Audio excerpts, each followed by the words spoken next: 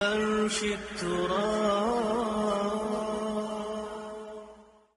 روزہ نہ صرف یہ کہ انسان کو روحانی ترقی عطا کرتا ہے، تقویٰ دیتا ہے، بلکہ جسمانی طور پر بھی روزہ بہت مفید چیز ہے. انسان کے جسم کا اس پر حق ہے. عام طور پر ہم سمجھتے ہیں کہ یہ حق جسم کو کھلا پلا کر دیا جاتا ہے یا بہت آرام کر کے دیا جا سکتا ہے، حالانکہ بسا اوقات جسم کا حق کھانے پینے سے رک کر دینا ہوتا ہے، اور روزہ دراصل جسم کا حق دینا بھی ہے. ہمارا معدہ دن میں سارا وقت کام کرتا ہے، ہم اسے چین نہیں لینے دیتے. کبھی کچھ کھا لیتے ہیں، کبھی پی لیتے ہیں، کبھی کچھ منہ میں ڈالتے ہیں، کبھی کچھ منہ میں ڈالتے ہیں. اس بیچارے کو آرام تو ملتا ہی نہیں. اور نہ صرف یہ کہ معدہ، بلکہ اس کے ساتھ جگر جیسی چیز جس کو غذا کے ہضم میں مدد دینے کے علاوہ 15 اور کام کرنے ہوتے ہیں. رمضان میں جب 10-12 گھنٹے کے لیے معدے کو سکون ملتا ہے، جگر کو کم کام کرنا پڑتا ہے، تو وہ زیادہ صحت مند ہو جاتے ہیں.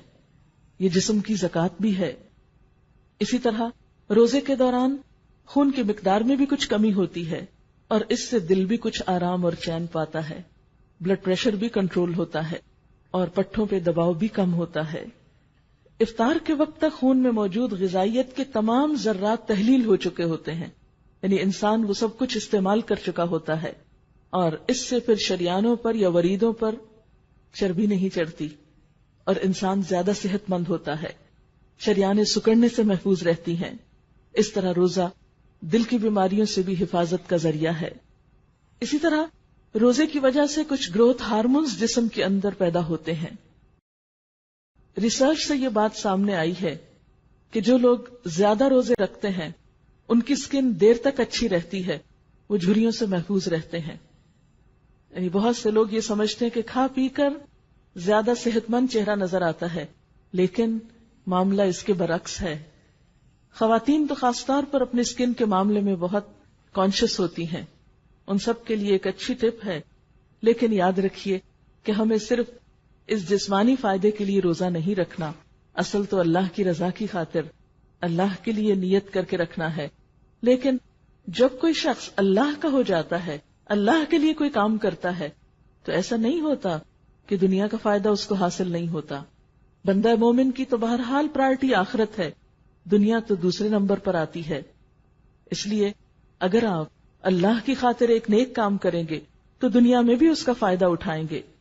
گروتھ ہارمونز جب بڑھتے ہیں جسم میں تو اس سے پٹھوں میں پروٹین بڑھتی ہے، اور فری فیٹی ایسڈز کی تیز حرکت کی وجہ سے پٹھوں کو توانائی مہیا ہوتی ہے.